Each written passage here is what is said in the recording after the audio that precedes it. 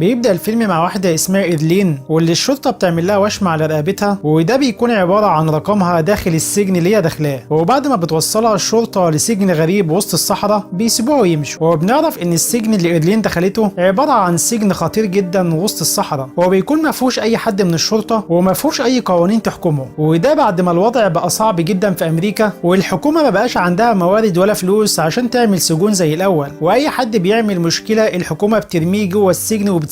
والسجن ده بيكون عبارة عن 3 مجموعات. المجموعة الأولى عبارة عن أكلي لحوم البشر، وده لأن مفيش أي أكل جوه السجن فبيصطادوا المساجين الجداد وبعدها بياكلوهم. والمجموعة التانية بتدول عندهم كل الإمكانيات وكل اللي هم عايزينه سواء أكل أو سلاح، لكن مش أي حد بيقدر إن هو يوصل له لأنه أبعد مكان داخل الصحراء، وعشان توصل له لازم تعدي على أكلي لحوم البشر. وكمان المجموعة التالتة وهم قطاع الطرق، واللي بياكلوا أي حاجة يلاقوها وبيلموا الخردة من الصحراء. وبنرجع لأرلين اللي كانت لسه في الصحراء، ولما بتتعب من المشي بتلاقي عربية قديمة فبتدخل جواها، لكن فجأة بتسمع صوت عربية جاي عليها فبتطلع تجري بسرعة في الصحراء، لكنهم بيوصلوا لها وبيقدروا إنهم يمسكوها وبيفقدوها الوعي. وبعد ما بتقوم إيرلين بتلاقي نفسها مربوطة بسلسلة على الأرض وهي مش عارفة هي فين، وبتلاقي حواليها ناس كتير ودول بيكونوا مجموعة أكلي لحوم البشر. وفجأة بتيجي واحدة ست وبتديها حقنة مخدرة، وبعدها بتبدأ إن هي تقطع دراعها وكمان بتقطع رجليها. وبنعرف إن هما بيعملوا كده عشان ياكلوهم أو يبدلوا لحمهم بأي حاجة هم عايزينها. وبنعرف إن قائد الجماعة دي واحد اسمه ميامي. وبعدها بتفضل إيرلين مربوطة كذا يوم وبتكون مش عارفة تهرب إزاي. وبعدها بيجي على بالها خطة، وهي إنها تعمل حمام على نفسها عشان أول ما الست تشوفها تضطر إن هي تفكها عشان ينضفوا لحمها اللي هياكلوه. وفعلا الخطة بتنجح، وأول ما الست تشوفها بتفكها وبتروح تجيب مية عشان تنضفها. وإيرلين بتزحف لحد ما بتوصل لقطعة حديد وبتضرب الست على دماغها لحد ما بتخلص عليها. وبعدها إيرلين بتزحف لحد ما بتوصل للوح تزلج وبتقدر إن هي تستخدمه عشان تبعد عن أكلي لحوم البشر، وبتفضل ماشية في الصحراء. لكن بعد فترة بتتعب إيرلين جدا ومش بتقدر إن هي تكمل لحد ما بيلاقيها راجل عجوز عايش في الصحراء وحالتها بتصعب عليه، فبيقرر إن هو ياخدها معاه للجماعة بتاعته عشان يعالجوها ويخلوها تعيش معاهم. وبعد حوالي 5 شهور بنشوف إيرلين وهي عايشة وبتقدر إن هي تاكل وحياتها بتبقى أحسن، بعد ما كمان بقى عندها رجل صناعية بتمشي بيها، وكمان بيكون معاها مسدس عشان تقدر تستخدمه في الصيد في الصحراء. وبنرجع لميامي واللي كان حالتهم صعبة على عكس إيرلين، وبنت ميامي بتقول له إن هي جعانة جدا، فبيقوم وبيروح على واحدة من المساجين اللي هم ماسكينهم وبتفضل إن هي تترجاه عشان ما يقطعش حاجة تانية منها. لكن ميامي بيقرر إن هو يخلص عليها عشان ياكلوها كلهم مرة واحدة. وفعلا بيقعدوا كلهم بعدها عشان ياكلوها هو وبنته ومراته ماريا. وتاني يوم بنشوف بنت ميامي ومراته ماريا وهم في الصحراء وبيدوروا في الخردة على أي حاجة ممكن تكون مفيدة، لكن ماريا بتقع على الأرض ورجليها بتنجرح، فبتجري عليها بنتها بسرعة عشان تساعدها. لكن فجأة بتظهر قدامهم إيرلين واللي كانت خارجة للصحراء عشان تصطاد بالسلاح بتاعها. ولما بتشوفها إيرلين بتعرف إن هي من جماعة ميامي آكلي لحوم البشر واللي قطعوا إيديها ورجليها. وبتفضل ماريا تترجى فيها عشان تسيبها وتسيب بنتها، لكن فجأة إيرلين بتضرب ماريا بالنار وبتخلص عليها قدام بنتها. وبتفضل بنتها حزينة جدا عليها، لكن إيرلين مش بتهتم بيها وبتقرر إن هي تسيبها وتمشي. فبتمشي وراها بنت ميامي لأنها بتكون مش عارفة ترجع إزاي لوالدها. لكن وهي في الطريق بيشوفها شخص عجوز بيجمع الخردة، وده الشخص اللي كان أنقذ إيرلين قبل كده وساعدها لما كانت مرمية في الصحراء. وبنعرف إن هو شاف كل اللي حصل. وبعدها إيرلين بتاخد البنت معاها، وهناك بتشوف الأرانب الصغيرة وبتكون معجبة بيهم، فبتقرر إيرلين إن هي تشتري لها واحد. وبعد ما بيروحوا البيت بتفضل إيرلين تتكلم معاها وبتسألها عن أهلها في جماعة ميامي، لكن البنت بتكون خايفة جدا ومش بترد عليها. وبعدها بنرجع لميامي اللي بيحس إن مراته وبنته اتأخروا في الصحراء، فبيقرر إن هو يطلع بنفسه عشان يدور عليهم. هو بياخد الموتوسيكل بتاعه عشان يدور عليهم، ولما بيوصل لمكان الخردة بيكتشف إن مراته ماتت، فبينصدم من المنظر وبيتضايق جدا. ولما مش بيلاقي بنته بيعرف إن هي لسه عايشة. وبعدها بيشوف الراجل العجوز اللي شاف إيرلين وهو بيلم في الخردة،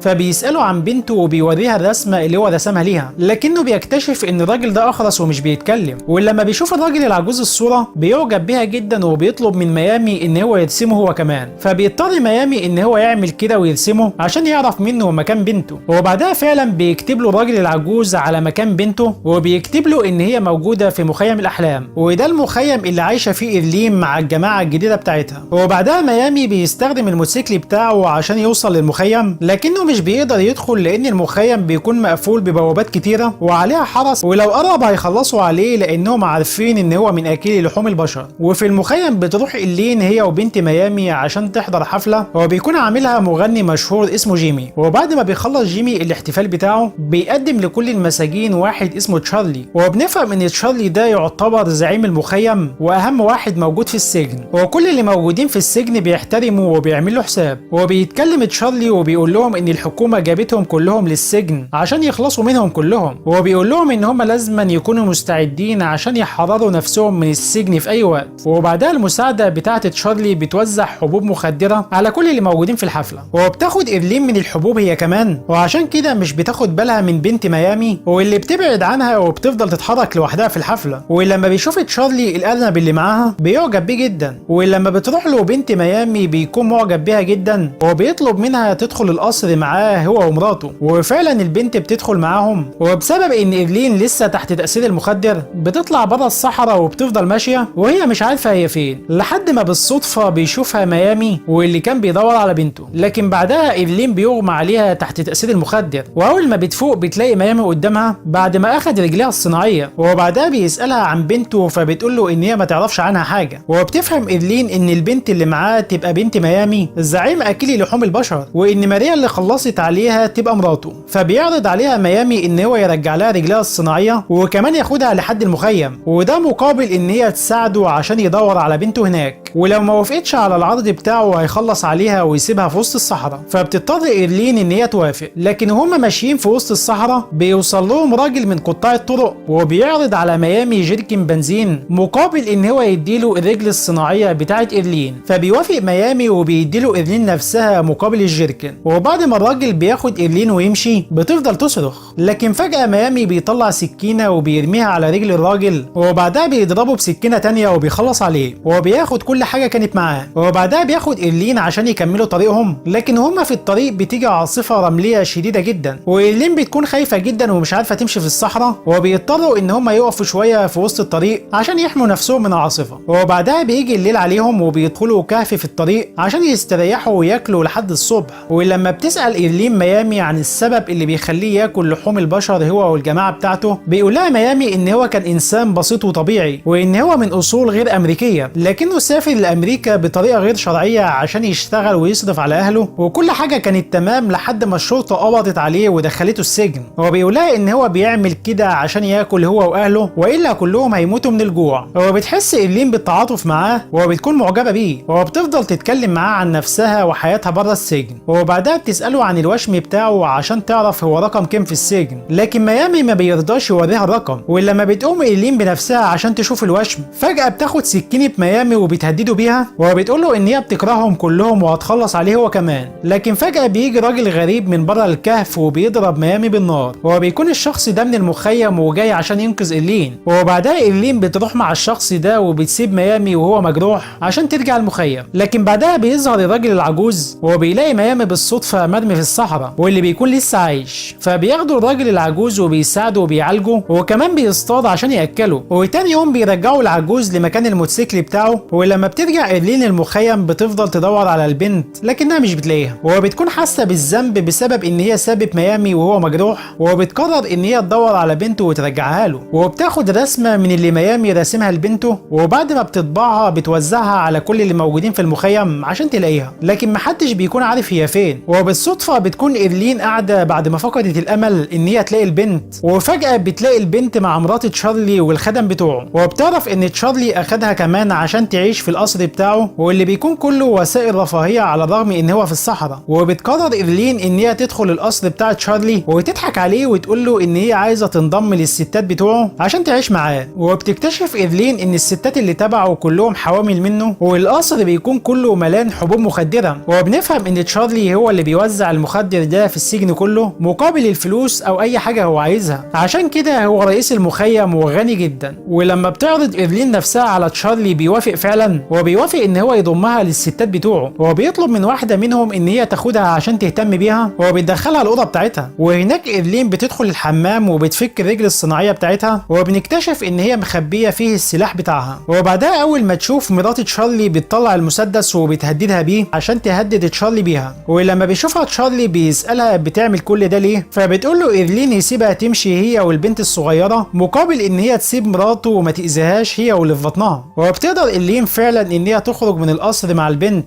وبتاخد مرات تشارلي معاها عشان تحمي نفسها، وبتستخدم عربية صغيرة عشان تطلع من المخيم. وبعد ما بتطمن إيرلين بتسيب مرات تشارلي عشان ترجع للمخيم لوحدها، وبتكمل هي الطريق مع بنت ميامي في وسط الصحراء، وبيفضلوا يدوروا على ميامي لحد ما بتلاقي موتوسيكل جاي عليها، وبتكون خايفة جدا لا يكون واحد من قطاع الطريق، لكن بعدها بتكتشف ان هو ميامي. واول ما بيشوف بنته بيحضنها وبيفرح جدا، وكان لسه هيخلص على إيرلين لكن بنته بتفهمه ان هي اللي انقذتها وانها كانت عايشة معاها. وبيقرر ميامي ان هو ما يعملش حاجة لإيرلين مقابل ان هي ساعدت بنته. وقبل ما يمشي بيشكر إيرلين، لكن إيرلين بتطلب ان هي تروح معاهم عشان تعيش معاه لانها مش هتقدر ترجع للمخيم تاني والا تشارلي هيخلص عليها. لكن ميامي بيقول لها ان هو مستحيل ياخدها معاه لجماعة اكلي لحوم البشر، وبيكونوا مش عارفين يتصرفوا ازاي ولا يعملوا ايه. وبيقول لها ان هم لو فضلوا في الصحراء اكيد هيموتوا كلهم. لكن ميامي بيلاحظ ان بنته بتحب إيرلين وبيكون هو كمان معجب بيها، فبيقرر انهم يعيشوا سوا مع بنتهم بعيد عن المخيم وبعيد عن اكلي لحوم البشر. واول حاجة بيعملوها ان هم بياكلوا الارنب بتاع بنته لانهم بيكونوا جعانين جدا ومفيش اي حاجة تانية قدامهم عشان ياكلوها. والبنت بتكون زعلانة جدا وهي بتاكل الارنب بتاعها، وبيفضلوا كلهم في وسط الصحراء. بس كده، وده كان فيلمنا النهارده. يا رب لو عجبك اعمل لنا لايك واشترك في القناة لو لسه ما اشتركتش وفعل الجرس عشان يوصلك كل الافلام الجديدة.